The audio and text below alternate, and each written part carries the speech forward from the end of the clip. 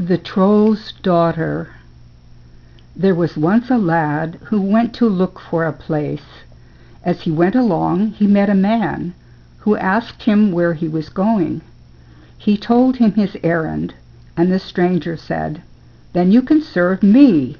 I am just in want of a lad like you, and I will give you good wages, a bushel of money the first year, 2 the second year, and 3 the third year. For you must serve me 3 years, and obey me in everything, however strange it seems to you. You need not be afraid of taking service with me, for there is no danger in it if you only know how to obey." The bargain was made, and the lad went home with the man to whom he had engaged himself.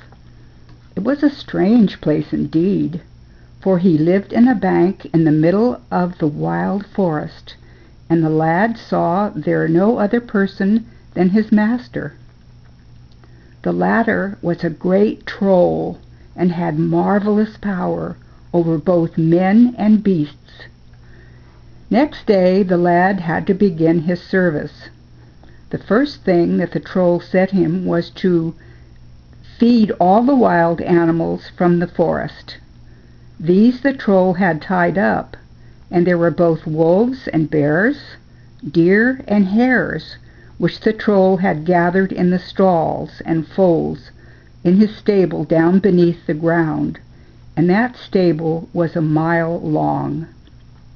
The boy, however, accomplished all this work on that day, and the troll praised him and said that it was very well done. Next morning the troll said to him, "Today the animals are not to be fed. They don't get the like of that every day. You shall leave to play about for a little bit until they are to be fed again." Then the troll said some words to him which he did not understand, and with that the lad turned into a hare and ran out into the wood. He got plenty to run for, too, for all the hunters aimed at him and tried to shoot him, and the dogs barked and ran after him wherever they got wind of him. He was the only animal that was left in the wood now, for the troll had tied up all the others, and every hunter in the whole country was eager to knock him over. But in this they met with no success. There was no dog that could overtake him, and no marksman that could hit him. They shot and shot at him, and he ran and ran. It was an unquiet life, but in the long run he got used to it, when he saw that there was no danger in it, and it even amused him to befool all the animals and dogs that were so eager after him. Thus a whole year passed, and when it was over the troll called him home, for he was now in his power like all the other animals. The troll then said some words to him which he did not understand, and the hare immediately became a human being again. "Well, how do you like to serve me?" said the troll, "and how do you like being a hare?" The lad replied that he liked it very well. He had never been able to go over the land so quickly before. The troll then showed him the bushel of money that he had already earned, and the lad was well pleased to serve him for another year. The next day of the second year, the boy had the same work to do as on the previous one, namely, to feed all the wild animals in the troll's stable. When he had done this, the troll again said some words to him, and with that he became a raven, and flew high up into the air. This was delightful, the lad thought. He could go even faster than when he was a hare, and the dogs could not catch him. This was a great delight to him, but he soon found out that he was not to be left quite at peace, for all the marksmen and hunters who saw him aimed at him and fired away, for they had no other birds to shoot at than himself, as the troll had tied up all the others. This, however, he also got used to when he saw that they could never hit him, and in this way he flew about all that year, until the Troll called him home again, and said some strange words to him, and gave him human shape again. "Well, how did you like being a raven?" said the Troll. "I liked it very well," said the lad, "for never in all my days have I been able to rise so high." The Troll then showed him the 2 bushels of money which he had earned that year, and the lad was well content to remain in his service for another year. Next day he got his old task of feeding all the wild beasts. When this was done, the Troll again said some words to him, and at these he turned into a fish, and sprang into the river. He swam up and he swam down, and thought it was pleasant to let himself drive with the stream. In this way he came right out into the sea, and swam further and further out. At last he came to a glass palace, which stood at the bottom of the sea. He could see into all the rooms and halls, where everything was so grand. All the furniture was of white ivory, inlaid with gold and pearl. There were soft rugs and cushions of all the colors of the rainbow, and beautiful carpets that looked like the finest moss, and flowers and trees with curiously crooked branches, both green and yellow, white and red.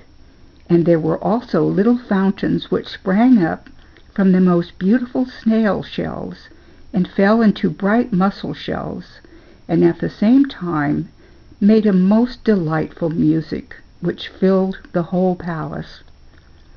The most beautiful thing of all, however, was a young girl who went about there all alone.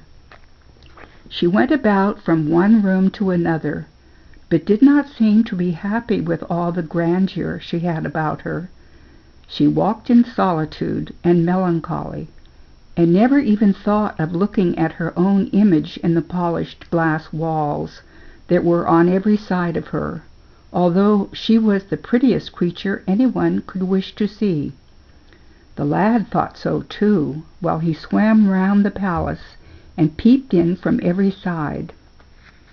"Here indeed it would be better to be a man than such a poor dumb fish as I am now," said he to himself. "If I could only remember the words that the Troll says when he changes my shape, then perhaps I could help myself to become a man again." He swam and he pondered, and he thought over this until he remembered the sound of what the Troll said, and then he tried to say it himself. In a moment he stood in human form at the bottom of the sea. He made haste then to enter the glass palace, and went up to the young girl and spoke to her. At first he nearly frightened the life out of her, but he talked to her so kindly, and explained how he had come down there, that she soon recovered from her alarm, and was very pleased to have some company to relieve the terrible solitude that she lived in. Time passed so quickly for both of them that the youth, for now he was quite a young man and no more a lad, forgot altogether how long he had been there. One day the girl said to him that now it was close on the time when he must become a fish again. The Troll would soon call him home, and he would have to go. But before that he must put on the shape of the fish, otherwise he could not pass through the sea alive. Before this, while he was staying down there, she had told him that she was a daughter of the same Troll whom the youth served, and he had shut her up here to keep her away from everyone. She had now devised a plan by which they could perhaps succeed in getting to see each other again, and spending the rest of their lives together. But there was much to attend to, and he must give careful heed to all that she told him. She told him when that all the kings in the country round about were in debt to her father the Troll, and the king of a certain kingdom, the name of which she told him, was the first who had to pay, and if he could not do so at the time appointed, he would lose his head. "And he cannot pay," said she. "I know that for certain. Now you must, first of all, give up your service with my father. The 3 years are past, and you are at liberty to go. You will go off with your 6 bushels of money to the kingdom that I have told you of, and there enter the service of the king. When the time comes near for his debt becoming due, you will be able to notice by his manner that he is ill at ease. You shall then say to him that you know well enough what it is that is weighing upon him, that it is the debt which he owes to the Troll and cannot pay, but that you can lend him the money. The amount is 6 bushels, just what you have. You shall, however, only lend them to him on condition that you may accompany him when he goes to make the payment, and that you then have permission to run before him as a fool. Then you arrive at the Troll's abode. You must perform all kinds of foolish tricks, and see that you break a whole lot of his windows and do other damage than you can. My father then will get very angry, and as the king must answer for that what his fool had done, he will sentence him, even although he has paid his debt, either to answer 3 questions or to lose his life."